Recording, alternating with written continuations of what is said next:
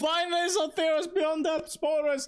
This video is going to be split into 2 parts. So first, there's going to be like 45-50 minutes, something like that, of Theros Beyond Depth spoilers. If you want to, you can also jump ahead. If you're not interested in the spoilers, you can just jump to the gameplay. It's not going to be too much gameplay, because else the video would be a little bit too long, but it's going to be a little bit of gameplay at the end of this. So check out the timestamp down in the description if you're interested in that, or just stay tuned for some spoilers.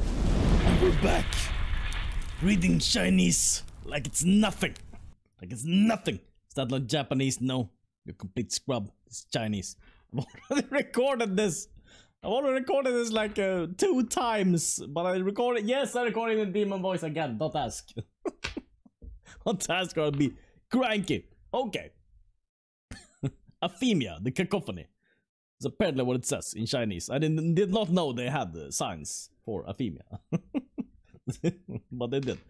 Okay. And there's even the 2 characters for Harpy here. Interesting. Legendary enchantment creature, Harpy. Flying at the beginning of your end step, you may exile an enchantment card from your graveyard. If you do, create a 2/2 black zombie creature token. So this seems, in my opinion, the closest comparison that we have to this is Hero of Precinct one. Whereas Precinct one is a 2/2 whenever you play a multicolored card, you create a 1/1. And this seems both better and worse. Of course. The body is better, I feel like. 2/1 flying is better than 2/2 vanilla. Flying is a very good ability. And also, you can get this at your end step. So if you mill yourself, the first thing you do, like if you play the card, that's called blue card, which mills you 4 cards. I don't know what it is. And you happen to hate an enchantment. And then on your turn 2, you play Aphemia. And then you exile a card. You have a 2/2 zombie, a 2/1 zombie, or a 2/1 harpy, and a 2/2 black zombie, which is pretty good. And then you can just keep milling yourself doing things, maybe with Ashok or something. I don't know. something which mills you. There's a lot of things which mills you actually in the set we're gonna see. By the way, I feel like these cards are very good that we're gonna see now. I mean, this card already feels like a decently good card. I don't think that this is. I think we're gonna see more powerful cards than this, but there's a lot. Like initially, I was a little bit afraid that maybe Theros is gonna be a little bit weak, and maybe it's not gonna change up standard. But I think it's definitely gonna change up standard with what we've seen already. Like the initial cards that were spoiled, the absolute first cards, didn't look super strong, but I feel like we have a lot of new strong cards coming in standard, and a lot of them, like they're maybe not as. How should I say this? Like, they're a little bit tricksy, but I think that a lot of them are going to be really, really strong, is what I'm trying to say. Aphemia, I think, is going to be good. I'm going to try to speed this up, because hopefully there's going to be some games at the end of this, so... hopefully, yes, there's going to be games at the end of this. At the end of this recording, so we're going to try to make it a little bit quicker, okay. Another card which is very similar to another card which you already run in Esper Hero. Okay, so Atris Oracle of Half-Truths. Cavalier, anyone? One reading the Cavalier, and one is standing up. Anyways, this is very similar to another card which you don't remember the card. Is this just gonna be you not remembering card names? Yeah, pretty much. The 2/3 flyer, gain 3 life, draw a card is very similar to this, I feel like. Okay, I'm gonna read the ability first. Okay, Menace when Atris Oracle of Half-Truth enters battlefield. Target opponent looks at the top 3 cards of your library, then separates them into a face-down pile and a face-up pile. So 1 down, 1 up.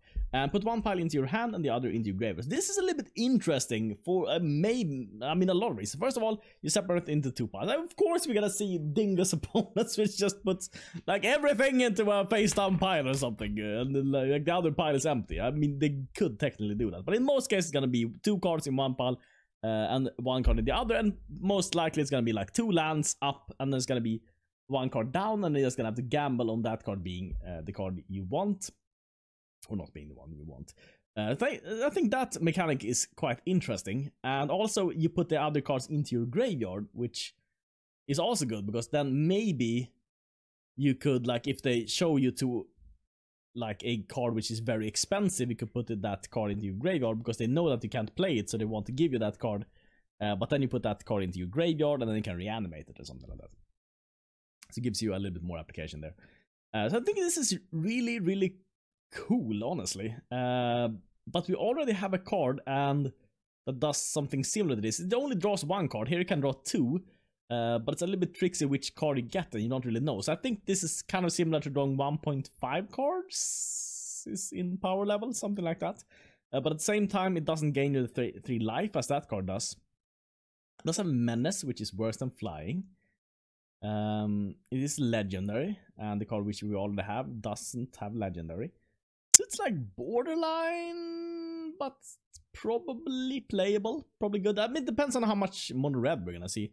Like, so far we've seen a lot of mono red Cavalcade. It's been like 70 or 80% of the best of one meta game, in my opinion.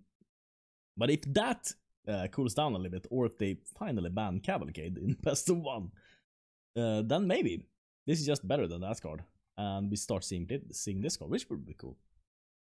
So next card, this card, I think I remember everything. It's Japanese, so I should be should be able to.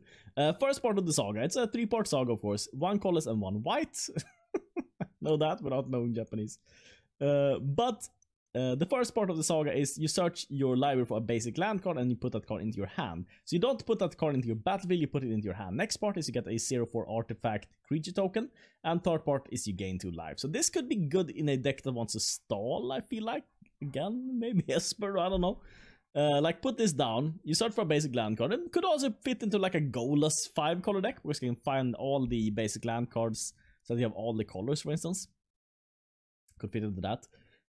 Then you get your 0/4, and then on your turn 3, you could put down the basic land that you search for, along with, like, the Fairy Time Raveler bounce this, and you can just search for more things. Just that could be some way. Or you could, there's a white card which has return target permanent to its owner's hand. That could return this. That could be very relevant with the sagas. The Shepherd of the Flock would be good with that.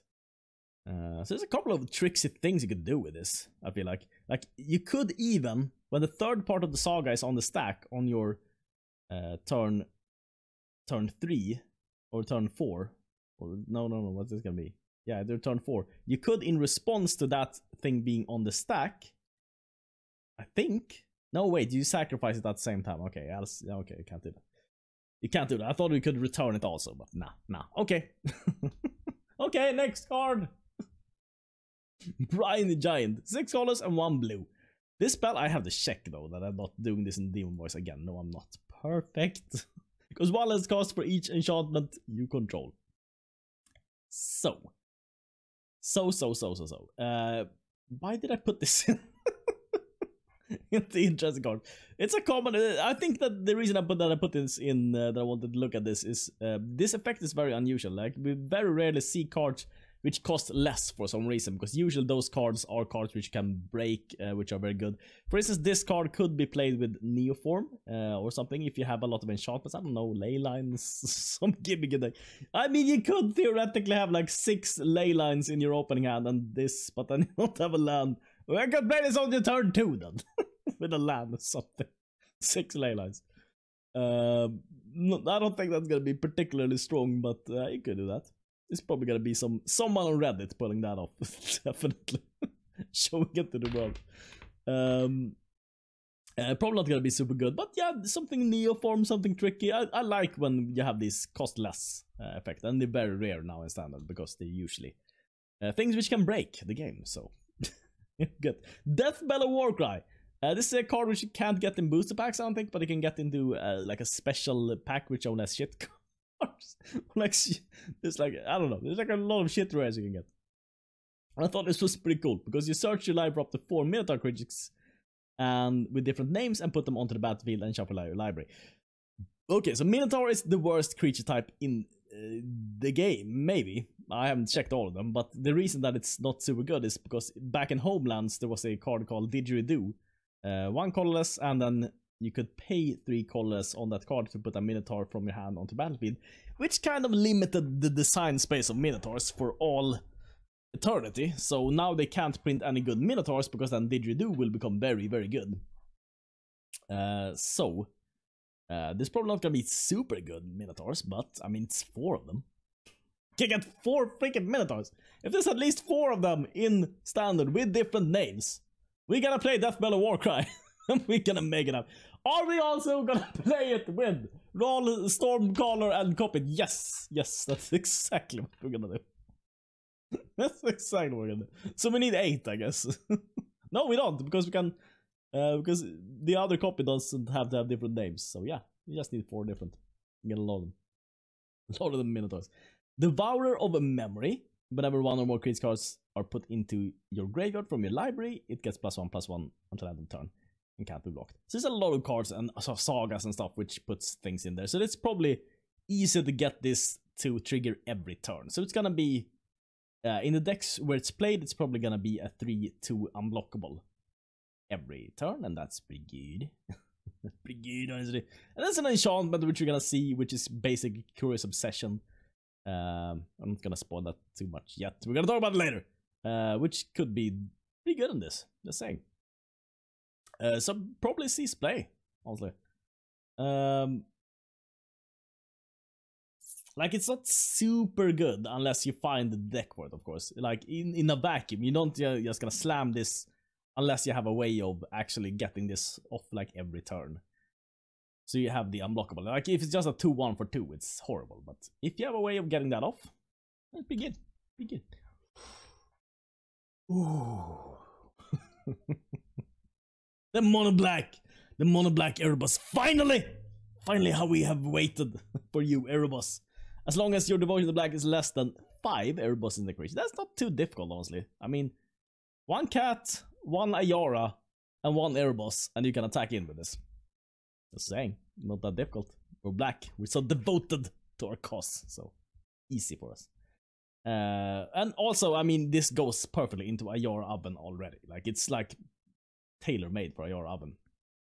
You get another one of those. There's a knight which draws you a card whenever something dies, and this draws you a card. Oh, I haven't read the entire card. Whenever another creature control dies, you may pay 2 life. You draw. If you do, draw a card, and you may sacrifice another creature. Target creature gets -2, -1. So it's good that you may pay 2 life. So if you were, I mean, if you would die from it, you're not gonna draw it. But in most cases, you're just gonna draw. And the oven or the cat and the Ayara is gonna gain you enough life anyways. So I think that this just it's perfectly in there. You have Liliana, you have Erebus, you have the knight.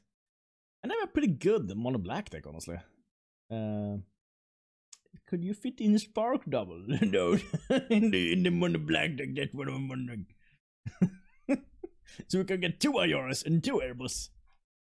Probably 2 Ayaras would be better though, but still. A cool card. It's gonna be difficult to get rid of, and that's why I think, like, if you look at the effect, it seems worse than the knight, the 3/2 knight, but this is so much more difficult to get rid of than the 3/2 knight. And like, the 3/2 knight's gonna die every time, all the time, but this might not die all the time. So that's instructive. There's a couple of ways of getting rid of this. There's first, let me think here. There's the exile. There's like 3 mana. I think it's an instant. Exile target artifact or enchantment, you gain 3 life for like 3 manas in white, which nobody ever plays. I've seen like once or twice. And then it's like exile target creature with converted markers 3 or greater for 2 mana, which could get rid of this if you have enough devotion. But it's not enough exile effects, I don't feel like. I can't come up with. There's of course all the enchantments in white, which exile. But most things actually have destroy down. We have no Vraska's, whatever it's called, the 4 mana exile target planeswalker creature thing is not there. And it's an enchantment, so yeah, this is gonna be tricky to get rid of these things. I don't know exactly how we're gonna deal with them. I could also make things, I mean, Doom Foretold, make people sacrifice. Doom Foretold is probably gonna be really, really good. And we're gonna get even more support for Doom Foretold in this set, so yeah, we'll see. Dancing Man seems like it could be really good. Escape Velocity, I put it in there because it's gonna be probably good with Krenko and Ilharg and Naughty Nonsense, which I love playing. I don't know why I put this in. I don't even have any music or anything on. I don't even have Arena open, so. Okay, Enchant creature gets +1/+0 and has haste. And then it has Escape, exile 2 other cards from your graveyard. I feel like this is a decent effect. Like, usually when we see this effect, it's like a sorcery and gives something haste +2/+1 or something like that. But this is an enchantment, so it stays on the creature. Like imagine having Neoform on a 2-drop. Bring an escape velocity. You can attack him with Crank on turn 3.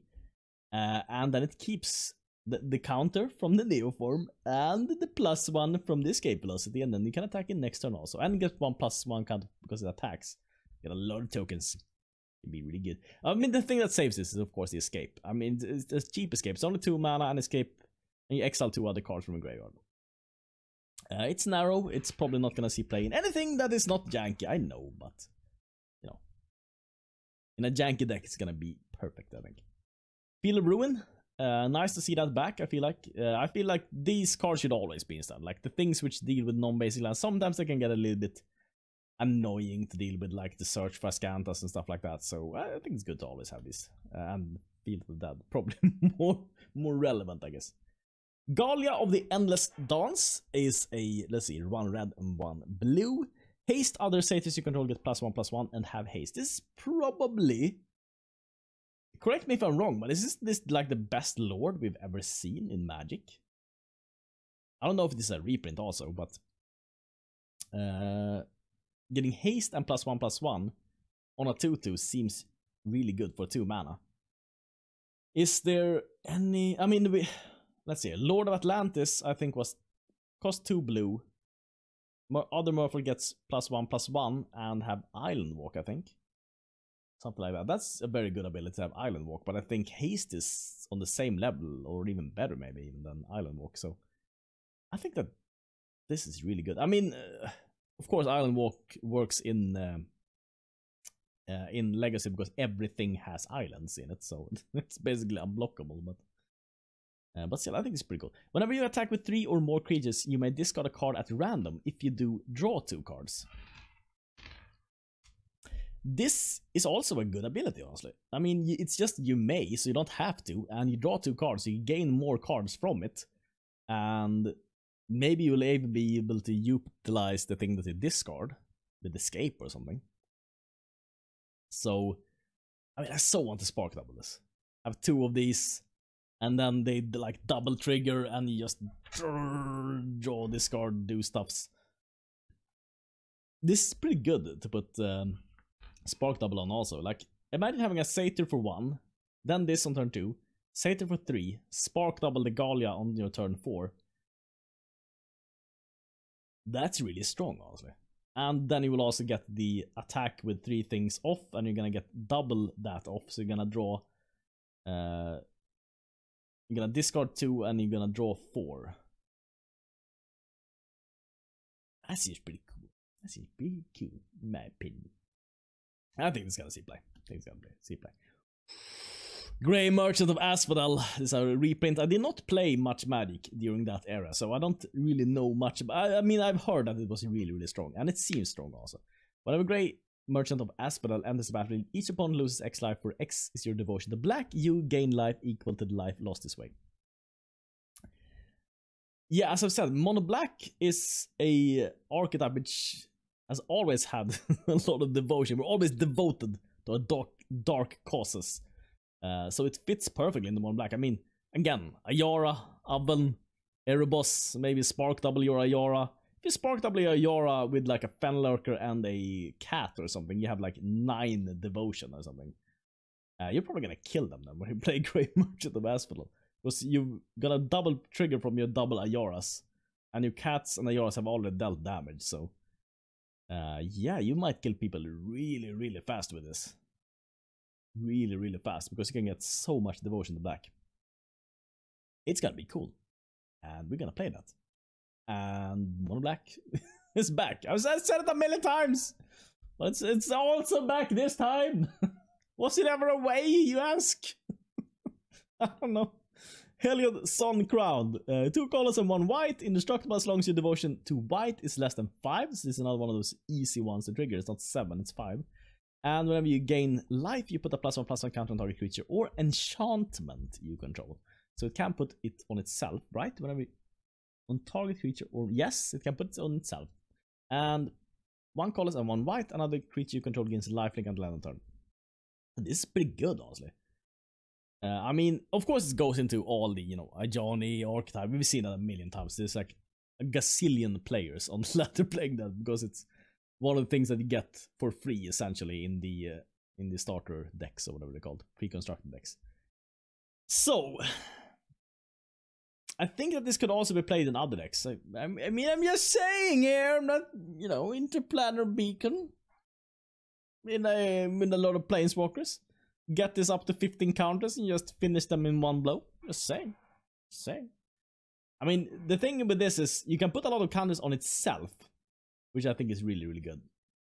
And then when you're ready to finish off your opponent, you can just get that enough devotion.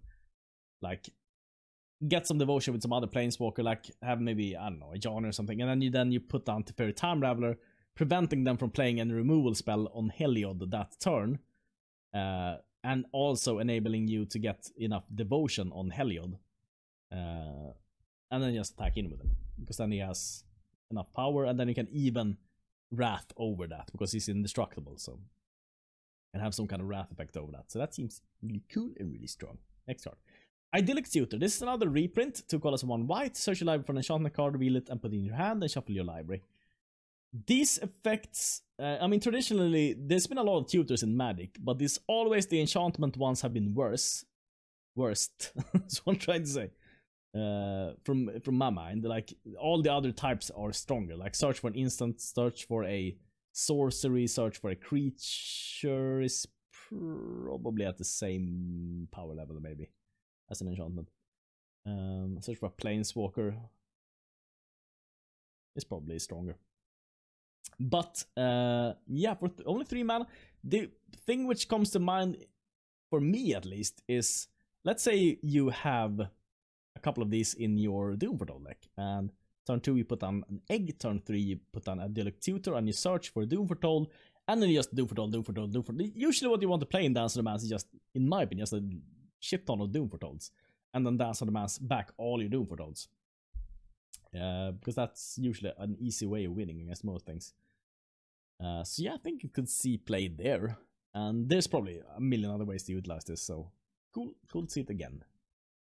This card I just put in there because it's a unique effect. I don't think we've seen this. I mean, we've seen, okay, so what it does is prevents all combat damage, except it doesn't prevent combat damage from creatures that are enchantments or that are enchanted. So if you have a kind of enchanted deck, then it doesn't prevent the combat damage from those. And I think it's also Scry too, where it could be wrong.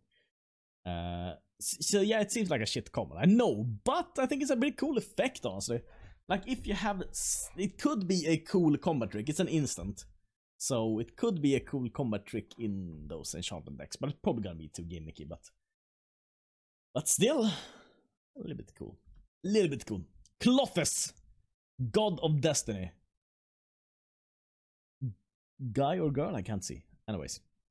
As long as your devotion to red and green is less than 7, Clothis isn't a creature. It's gonna be a little bit difficult to get him to be a creature then. At the beginning of your pre-combat main phase, exile target card from a graveyard. If it was a land... From a graveyard? Okay, so you can exile from your opponent also. If it was a land card, add a red or a green. Otherwise, you gain 2 life, and Clothis deals 2 damage to each opponent. So this is actually pretty good. You can even play this for 2. I mean, if you have a land card in your graveyard, if you on your turn 1 went Fabled Passage, for instance, turn 2 played something, turn 3 play Clothis, then you can play Clothis and a 1-drop on your turn 3. Or if you had a ramp creature, you can, you know, of course, pay more, but... so it's not that expensive, and then this guy can just beat your opponent down, honestly. Like, as long as you don't exile land cards, you're gonna deal 2 damage. And you're gonna be able to probably get a lot of things in your opponent's graveyard, and it's gonna deal with his graveyard also. So you can't do any shenanigans and escape things. Is it decently good? I mean, it even can go in a control deck. And be like, just have this as a guy which just slowly ticks away at them. And then just hold the board. Or you can put it in an aggro deck, but I feel like this card is probably good enough without... Like, some of these cards are you need to get the devotion off, but I don't think you need to get the devotion off with this. This seems good. Clothis, the sign. The sign in the Clothis. Creature control get +1, +1. +X on that turn where X is your devotion to green. This would be a good overrun if it had trample. But it doesn't have trample, so I don't know even why I put it on the list. But yeah, there it is. Kunoros, Hound of Athreos. The very, very Greek hound is what we're looking at now. What is he? Where is he? What the ground is just like the artist got tired after painting the hound. It was like the ground will just be sand and a little bit of plastic bag here. Something. Of course it's French. He's an artiste. Of course it's French. I can't even see what his name is, but he's French. Trust me. Okay. Vigilance, Menace, Lifelink. Creature cards in graveyards can't enter the battlefield, and players can't cast spells from graveyards. So, can't cast spells from graveyards means that you can't escape things, which could be, good. That against your opponent. And creature cards can't enter the battlefield is both good against Reanimator, which we see is almost, very, very little play. See, almost zero play. And it also stops Cat Oven a little bit, unless they have Mayhem Devil. If they have Mayhem Devil, they would probably just kill Kunoros, Hound of Athreos. But if they don't have Mayhem Devil, the cat can't come back, and that's good. Has good stats, Vigilance, Menace, Lifelink. It does have 4 toughness though, and that might be its downfall, because it's quite easy to kill both with Mayhem Devil, and it's quite easy to kill for Monorad, so it's not gonna slow them down too much. In most cases against Monorad, you will just be better off having a what's that card called even? Oath of Kaya is what I'm trying to say. Probably better in most Orzhov situations, but sometimes, I mean, it's a good card. I mean, it has good stats. There's Vigilance, there's Menace, there's Lifelink, is a 3/3. The stats are good.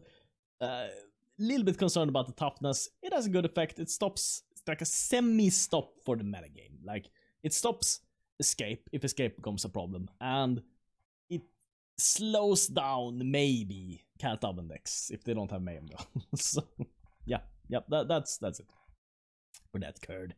Mire Triton. Death Touch. When it ends the battlefield, put the top 2 cards of your library into your graveyard and you gain 2 life. 1 colorless, 1 black, 2/1. I think this is pretty decent. I mean, we have a black-green card which does almost the same thing. I think it's 3 cards into your graveyard. But this also has Death Touch and also has gain 2 life, so I think this is a little bit better than that card. That card sees, 0 play, but maybe we'll see some graveyard tactics with this. Nadir Kraken. 1 colorless and 2 blue. Whenever you draw a card, you may pay 1. If you do, put a +1/+1 counter on Nadir Kraken and create a 1/1 blue tentacle creature token. Unfortunately, it's a 2/3 again. 3 toughness is very bad against all the red decks and everything, which would Nadir Kraken would be very good at stopping with all the tentacles that he could put down. Also, paying 1 mana will be very costly very, very quickly. So I don't know really what deck wants to do this, but I think it's a cool card. It's a very cool concept. I wish that they somehow could have made it so that you don't need to pay the manas. Maybe it's too good when it creates 1/1s then, but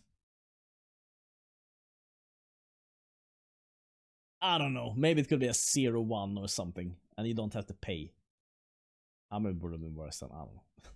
I don't know how to fix it, but it's almost there, in my opinion, but not really. Okay, so this guy has... Okay, I'm gonna try to read this. It has Devotion. Non una creat inferior a 5.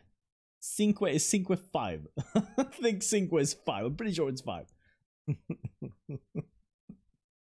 You're not very good at it. I know! I'm trying. I think 5 is 5.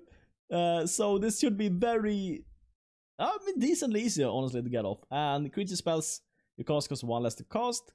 And then you can pay 2 colors and 1 green. And I remember this ability. You reveal the top card. And if it's a creature card, you may put it into your hand. So that ability is not super exciting, I don't think. I mean, in like late game top deck scenarios, you can pay a lot of this. Or maybe if you have like a Vivian down or something. Or Nissa, I mean. You could pay this out many, many times. find a lot of cards maybe. You could also, I guess you could get that ability off with this, the green-blue creature, which makes all creature abilities cost 2 less. So it could just cost 1 green then, and then you just pay a lot of times. Again, with the Nissa or something. It could be pretty cool. I think this is one of the creatures which needs... I mean, the other things that we've seen, you don't need to always get the devotion off before it's good. But this I think you need. I mean, it's only creatures cost 1 less. It's not super strong unless you get the devotion off. Because a 5/6 body indestructible for 4. I mean, that's good.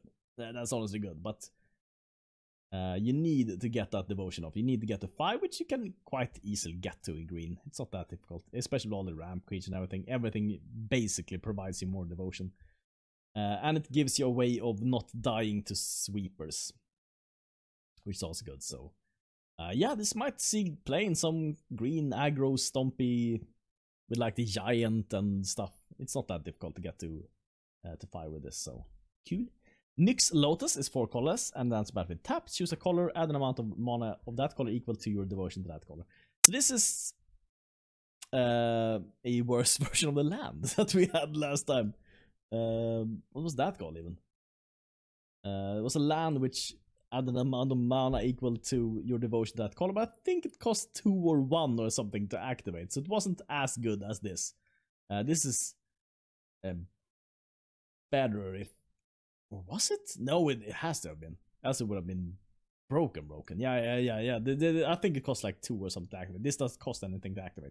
So this could be amazing with, of course, Kiora or something. Like, you play this with Kiora, you have some other things, and then essentially it becomes free because Kiora untaps it on that turn when you play it, and then you play something else. And then next turn you have an insane amount of manas with Kiora and this. And you just go banana ham sandwich with this. And that will be pretty cool. I'm really glad to see this. I mean, we had the Lotus for 5 last time, and that was pretty good. I think that this can even be stronger, maybe. I'm an expert at Rugatti. I mean, if you don't have any permanents, it doesn't even produce mana, but if you have permanents, yeah, I'm pretty cool. I'm pretty good. Comunione con Lethel. This turns a creature or enchantment into only an enchantment. I don't know why you would turn an enchantment into an enchantment. That just seems weird, but it loses all its other types, so we could put this on a god. So there's 2 ways of using it. Either you could put this on a creature who doesn't do anything if it's not a creature. Like, let's say you put this on a vanilla, like an amass token, for instance, and you put this on the amass token. It doesn't do anything. It literally doesn't do anything if it's an enchantment. It has the plus counters on it, but it can't do anything. But if you could also put this on your own creatures, like if you want to kind of save them. I wish this was like an instant, like this had flash or something. That would be pretty amazingly cool. But it doesn't. But then you could put it on, I don't know, like save your Ayara or something, and then your Ayara is really, really good as an enchantment. If you could have that effect, so I don't know. We're gonna do something janky with this. We're gonna do something janky. We all know that. Ox of Agonas! Gonus! It's not a bolus, this is Agonas. 3 colorless and 2 red. When it enters the battlefield, you discard your hand and you draw 3 cards. And you can escape for 2, exile 8 other cards from your grave. Well, that's a lot of cards, but very cheap escape. It's only 2. And Ox of Agonas escapes with a +1/+1 counter on it. It's a 5/3 when it escapes. So this seems to fit into that kind of Izzet Phoenix decks, which used to be a thing, but then was too slow and too bad to really do much. It seemed, I don't know, it just what it felt like to me when I played it. Maybe you love that deck, but I always felt like it's cool and all, but it used to be really good, but then standard just after War the Spark just went super fast and didn't really work with that strategy anymore. Also Narset was kind of not so good for that deck. Anyways, I think that this could go into that type of deck and maybe make it even stronger. Like, have this guy down, you discard a couple of cards, a couple of phoenixes, you draw 3 more cards, you draw more, you return them all from your graveyard. You can can maybe speed up that deck a little bit. Maybe make it a little bit more competitive, I feel like. That would be cool to see the Ox Phoenix deck or something.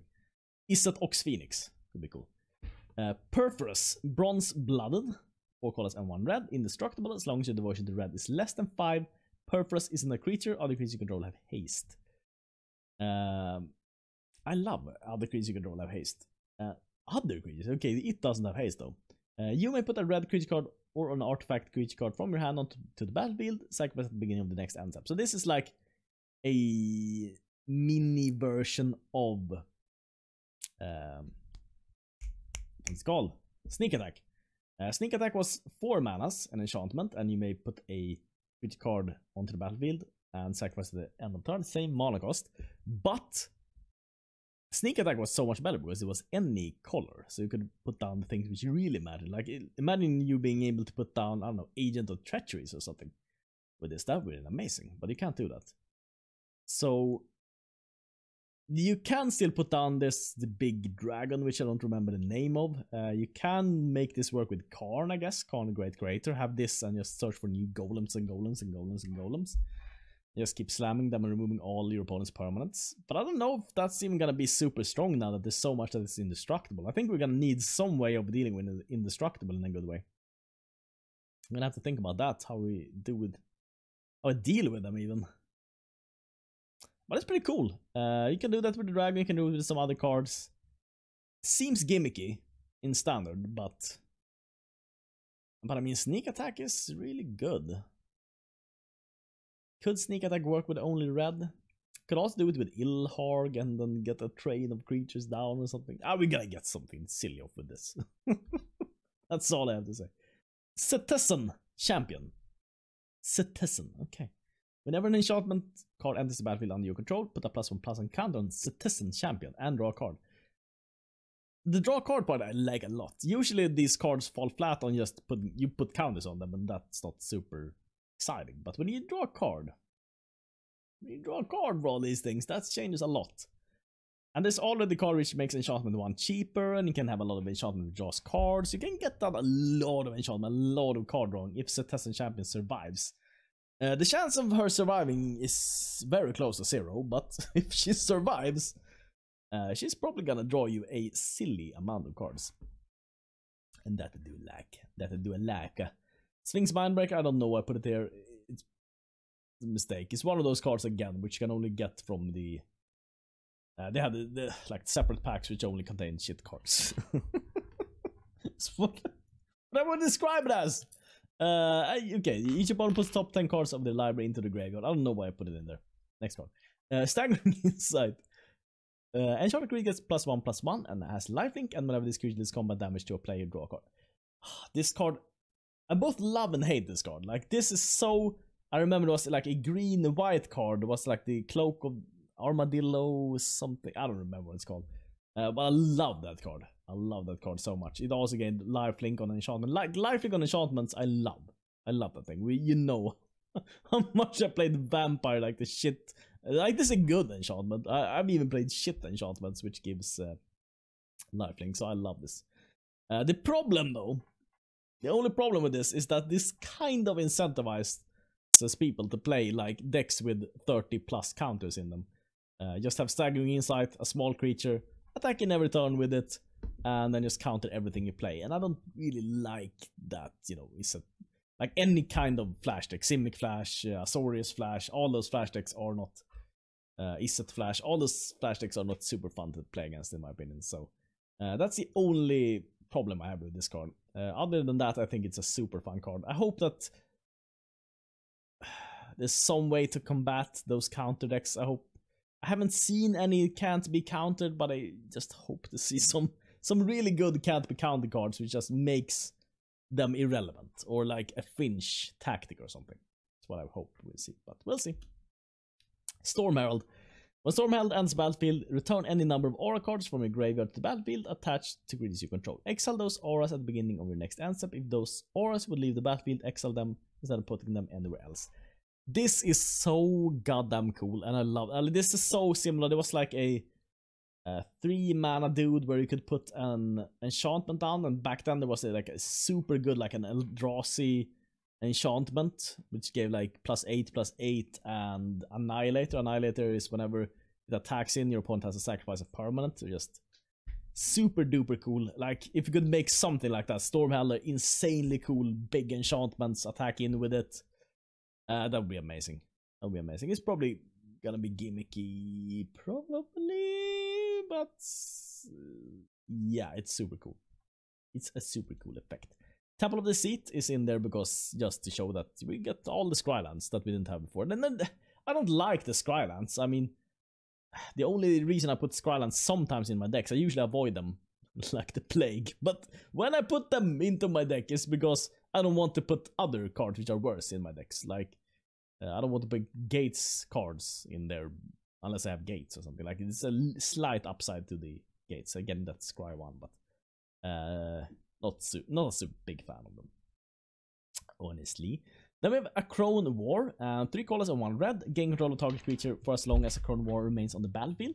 This is pretty cool because usually these effects cost 3 though, but for 4 you can at least keep it for 3 turns, which I think is amazing. And until your next turn, creatures your opponents control attack each combat if able. Okay. It's gonna say here, it's not gonna say this is how we're gonna do it, but this is how we're gonna do it. We're gonna do Fires of Vengeance. I know this ruins it a little bit, but just keep stay with me. We put down a Crone War on turn 4. Next turn, we put down 2 Revenge of Ravens. Our opponent has to attack in next turn. The mono reds. The mono reds are gonna cry so much. And the third part, each tapped creature deals damage to itself equal to its power. Yeah, board wipe. A bird wipe in many cases. This seems like a really good and cool card, honestly. I would be surprised if it doesn't see play. It seems good. Good. Next card. The Binding of the Titans. 1 colors and 1 green. Each player puts the top 3 cards of their library into their graveyard. And then, second part, exile up to 2 cards from your graveyard. Each creature card exile this way you gain from graveyards. So you can exile from your opponents also. That's very good. For each creature card exile this way you gain 1 life. So this is another way of getting rid of the cat, but you know, as we know, the cat can either be on the battlefield, so it's very difficult to hit that. But if you have some kind of way of forcing your opponent to get in the graveyard with like a removal spell or something, you can maybe get rid of the cat. Third part is return target creature card or land card from your graveyard to your hand. Yes, you get a choice of 6 cards with either a creature or a land. You're gonna get it quite late, but you also get to exile something from your opponents, which could be useful. And you get some cards in your graveyard. It's decent. Decent good. Maybe some reanimate who also want that. Thirst for meaning. Thirst for meaning. That's me. That's me reading philosophy right there. Draw 3 cards. Discard 2 cards from your hand unless you discard an enchantment card. It's an instant. The only reason I put it in here is because it's an instant. It might be used in reanimator decks. And I mean, we see this type of effects all the time, but usually there's sorcery. It's instant, and it's kind of, usually it's like draw 2 for 3. But now it's draw 3, but you need to discard, which is better and it's instant. Yeah. I think I talked enough about it. Whenever Towering Wave Mystic deals combat damage, target player puts that many cards from the top of their library into the graveyard. So you can either mill yourself or can mill your opponent with this. If you buff this, you can mill a lot. I think that's kind of cool and unique for a mill deck. I don't know if mill decks can even get aggressive with this, but I think that mill will definitely be a thing. I don't know exactly in what form it will be, you know, become a thing, but there's so many cards that mill now, like it has to be a thing, I feel like. Treacherous Blessing. 2 colorless and 1 black. When it enters the battlefield, draw 3 cards. Whenever you cast a spell, you lose 1 life, and when it becomes the target of a spell or ability, you sacrifice it. So there's a couple of good ways of utilizing this. Like, one obvious way is just Vraska. You can put this down after Vraska is best, I guess, but you could put it down before Vraska also. Turn 3, Treacherous Blessing. Turn 4, Vraska, and eat up the Treacherous Blessing. Or turn 4, you play your Vraska, you eat up something from your opponent. Turn afterwards, you play Treacherous Blessing, draw 3, you eat it up with your Vraska, so you draw 4 in total and you gain 1 life. That is pretty good. You can also feed this to your Doom Fortolds, because it's a permanent. Yeah, I mean, it fits perfectly in like black, green, white, like Doom Foretold, Raskas, Treacherous Blessings, yeah, that'd be pretty good. Good, seems like. Timoret Calls the Dead. 2 colors and 1 black. Put the top 3 cards of your library into your graveyard. Then you may exile a creature card or enchantment card from your graveyard. If you do, create a 2/2 black summon creature token. And third part of the saga, you gain X life and scry X, where X is the number of zombies you control. So this you could use in a couple of ways. Either you could use the mono black reanimator, because it's another way for mono black to actually get the cards in their graveyard, which is usually the problem with the problem with mono black reanimator is that it's difficult to get cards in your graveyard, but this is actually one way of doing it. And it's like a mini History of Benalia. You can get 2 zombies. You don't get the plus though, but you get the zombies out of this, which is pretty good. And then you can also gain and scry, which it's a decent effect. You might be able to even do something cool with this. We'll see. I like that it's like, you can either put it in a reanimator, or you can just put it in like zombie value, like use it for the value of the tokens. Because it's decent value to get 2 2/2s or 3. Yeah, cool. Cool thing. Underworld Breach. 1 colorless and 1 red. Each non-land card in your graveyard has escape. The escape card cost is equal to the mana cost plus exile the 3 other cards from a graveyard. At the beginning of your end step, sacrifice Underworld Breach. So I like the design. It's an enchantment, and it, even if you don't use up your graveyard, they still stay in the graveyard. Usually, or sometimes when you use this type of effects, they like remove your graveyards and stuff like that. There's nothing like that. I mean, I guess of course, you need to exile things when you pay the escape cost, but except for that. So what you could do with this, I guess, a ramp deck, like a Nissa ramp deck and Underworld Breach, and play your entire graveyard again. I think this will see play, honestly. I mean, you can play a Hydroid Crassus from graveyard for 2 and exile 3 other cards and then draw a little cards, and I don't know. Seems like a ramp deck could just use this. Get more ramp, more creatures, more stuff, more draw cards, just feeding that ramp loop somehow. Woe Strider. This is a card I'm a little bit surprised to see it even to be rare, honestly. I feel like this is a shit rare, but maybe I'm wrong. Like, let me know in the comments if this is good, but I feel like it's not that good, honestly. When that's battlefield, create a 0/1 white creature token. You can sacrifice a creature. The scry one. Oh, that's actually good though. You have a sacrifice outlet. Didn't think about that. You don't need to tap it or anything. Okay, so you have a sacrifice outlet. That's actually good. And can I use this with Cat Oven? Nah, I don't think so. Okay, anyways, 3 colors and 2 black. Exile 4 other cards from a graveyard to escape, and when it escapes, it enters with 2+1/+1 counter or something. So yeah, this is a sacrifice outlet there. That's about it. I don't see much else. Let me know in the comments about this card. So I don't really know. Another Chinese card, which I can't read, but which I know what it says. Deals 4 damage to each creature and each planeswalker. Unfortunately, it doesn't deal 5 to each planeswalker, but that would of course kill the planeswalkers. Can't have that. Always like questing beast 4 damage. Yes, but they always have 5 loyalty. This is the same thing. Okay. Well, you're almost gonna kill the planeswalkers. You're probably gonna kill most creatures. I see it's pretty cool though. I like these effects. Allure of the Unknown. Should be last card. Okay, reveal the top 6 cards of your library. An opponent exiles a non-land card from among them, and then you put the rest into your hand. That opponent may cast the exiled card without paying its mana cost. So this is a risky card, but a cool card. Okay, 6 cards. Your opponent plays the best card of those cards, and then you get the remaining 5 into your hand. So this is very dangerous, but I mean, you could set it up so I know it's gonna be a very weird deck, but just hear me out here. Karn the Great Creator, which finds all the things that you need in your sideboard, so they can't utilize it in any good way. And then you have like Fey Wishes, which also they can't utilize in any good way. And then you have a little ramp, and then you play Allure of the Unknown. I don't know exactly how we make the colors work here, but just, could be a thing. You ramp. So either they get a ramp card, or they get a card which they can't utilize in a good way. I don't know. Could be a thing. And now we're back to this. Yeah, that's all the cards. Let's jump into the games, shall we? I'm a raptor! I didn't see I was a raptor.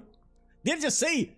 Well, wasn't super smart because I can't do this and press the button to change into this perspective, whatever it's called. I can't do that because I don't have a third hand. Well, or do I? I don't credit. I should probably stop rambling. Anyways, we're playing Marauding Raptor today, which inspired the entire deck. Creature spells you cost 1 less to cast. And then we're just trying to utilize this with as many creatures as possible, and we're also doing Neoform today.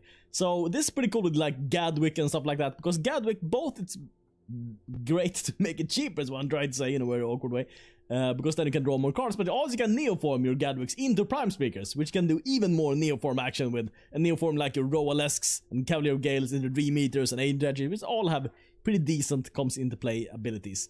So we're just relying on comes into play abilities to deal with. We don't have much removal. We have Bonecrusher Giant, and we have Agent of Treachery, and I guess Dream Eater is kind of removal. And then we're just relying on having a lot of creatures and making them cheaper with the Marauding Raptor. And that is pretty much deck. Let's jump into it. Oh, a live pool. It's not that pool, it's a live pool. Oh, so clever. So clever. Clever bastard. You're a clever bastard. That's something you can say to you in the military or something. Huh? Think you're a clever bastard, huh? Oh no, I'm a dingus. Ah, I thought so. Keep it alive. Okay. We're gonna put this down. And we're gonna put this down, tapped. The Marauding Raptor, I think, is really cool. I mean, look at the ramper.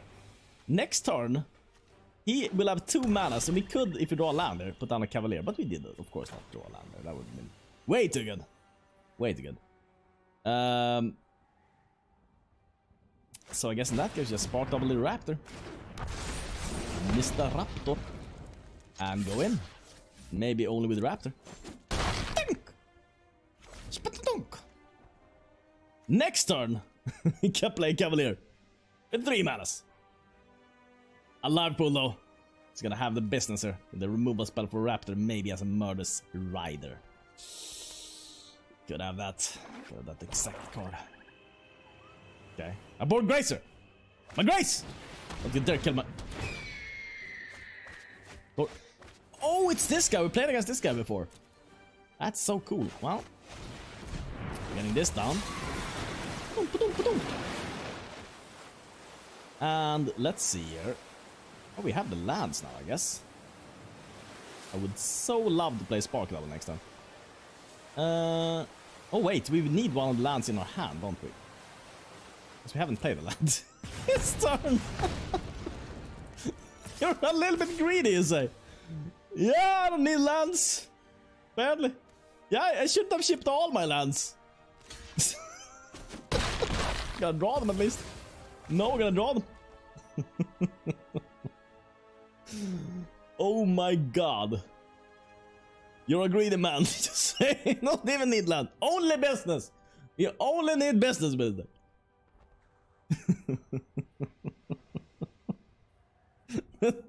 Absolute mega dingus. How about I don't use these lands? I could have even played, if I wanted to, I could have played the Marauding Raptor. Nah, that would have been, it would have died very much. Wow. Did not expect him to play that, actually. Thought he would play something else. Okay. So here then, we can go for another Cavalier of Gales. And how does he have so much HP? Didn't we attack into him a couple of times? Or we could also go for Dream Eat. No, Dream Eat will die. Okay. We'll go for another Cavalier. Draw some more cards. I think these two can go back. Yeah. Now we could also Neoform it into a Dream Eater to return, but now we just go in. We just go in. We could also not play the Marauding Raptor. Yes, too many Raptors. In amounts, they were too plentiful. Now just end turn. I mean, we have a pretty good board. He pretty much needs a sweeper. And it's not getting out of this one, I don't think. A 6/6 and a 5/5 flyer. I mean, look at the... Wow, that's not the card you want to have in that position, either. Okay. Well, can we kill him this turn? What's this? If I play this and it dies, it will at least buff these two. It will act as a buffing spell. Got him. A triple steam melts. Kind of hurts, but we have Bonecrusher Giant. Gonna make our way through this. Didn't have any of the accelerate. Well, we have Leafkin Druid, but we can't play it. If we find a green land, though, we're in good shape. Delathan. Is it Guildgate? Cavalcade. I guess in that case we hold up the giant mana. Goes for something here. Something tricksy. Schnixies. Might do it. Might just do it. Hopefully it's not. Oh, he doesn't? Is that it? In that case we burn his face. Burn his face! Face is the place where it burns. Burns, burns, burns. When you play Bonecrusher. When you play Bonecrusher. He could target it, but then he just burns himself. Does he want to do that? That's the question. Opt. Cavalcade. Why do you want blue in this archetype is what I'm thinking right now. To draw cards, you say, but yeah, you have the best draw cards in red already. Why would you? Ah, well. Who knows, really? Who knows, really? Yes. Big Giant. And Smack. Ahun! Now this surely requires two. Oh, we could kill it with one spell. What's it called? Slaying Fire. Could kill this still. He could get around it.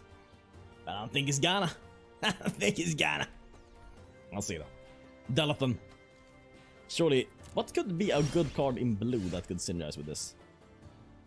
It surely could be some card, but shit. There are a lot of Fairy Vandal. If it doesn't grow, I guess, then it works with Cavalcade. Okay. Takes the damage. He might be only counter spells. He might just be going for. Ooh, maybe he just has Chandra and the 4-mana thing, which has 1 lands. That's the only reason he runs Cavalcade. That could be it. And then he has blue for like counter spells and stuff. What do we want to ship here? We have all the colors. We can definitely ship this. And this guy's gonna be too late anyway, so. Yeah, I like this. Like this. Very good. And then next turn, could Cavalier into a Dream Eater if we want to. Okay, when that's about to draw a card. Sure. Sure. Let's see here. 3, 4, 5, 6. We can do the Dream Eater and return the 2 Raiders so it doesn't block them. Then just last. Then. Whatever. Then he just does! Oh no. Member shout out! Member shout out! Thank you everyone so much for watching! And a special thank you of course to our members. Oh, they come! Oh! Blue Dragon, Adam Alexis, Medic Pistolman, Simon Lauer, Rodney Cox, Herman M, The Soft Pillow, Snicks, Shamanix, Spencer Hofsty, Alex Maikem, Nathaniel Nissen, Lasers at the Stun, Eric0234, Jeff Henry, Leading Into It, Michael W, Poker U, Matthias Pauly, Topless Investments, Kronos 1107, W Lutz 978, PE Lebel, Peter Goals, Sean Stevens, Gabriel Juvenal, Tandex, Wisa, Delated 23, Way, Mesamok 1, Yold, Basses, Dingo Scrub, Crew the Barbarian, Linkus Week, Rainbow 2002, 40k Television July, Moonlight Star, Drake 2000, Dave Stair, Jurassic Park, The Swamp King, Rage Notch, Simple Human, Badass Ivanab, John Domian, Gezusaki, Owen77, Sam Williamson, Nelly Curtis, Noah VH, MC Hermes, Phasix, Fumiaki Kinoshita, Across Ascending, J-Cap, Vokia Floran, Damn Drone, Steve Draminski, Strange Brontides, Donkey Kong, Sky Surfer Zero, Tim Dotton, Jake Denley, Santa John Steiner, Bucken, The McDunking, Chloe, Rob Acuna, Chase Closed, John Lacaba, III, Honza Kos, Jingai, Michael Cupido, Agony Reborn, Ramen Noodles for me, Nicolas Sanotti, Nethervex, Andrew Blank, Aaron Noble, Adam Alexis, Betsuma, Brandon Dobbs, Callisis Missile, Carlos Palumbo, Chloe, Coop, Cooper, Coop the Grace, Dan Goodsell, David Hanold, David Newman, DBK Drummer, Dingo Scrub, Dr. Jaden, Drew Styles, Evantum Tantum, Freeman Stephenson, Jeff Georgia, Infinite Draw, Xavier Diaz, Kazon, Magneto, Miss and Mrs. Smith, Neo Terror, Ninja Longno, Orango Mango, Piotr Stalorsk, Pote, Brinsmock, Bagok Esquire, Rainbow Cake, Serge Karmarov, Supernoodle 7, Ronda Bread, X Covenant X, Mythic Gaming, Musketeer, and Mr. Thule. You guys are amazing! If you also want to become a Dark Disciple and help rule the underworld, then check out the join button next to the subscribe button, or check out my Patreon, link in the description. Thanks so much for watching, and see you next time. Also, thank you to all the bad shoulders on Patreon. You guys are amazing. And don't forget to subbly doubly, scribely tibly.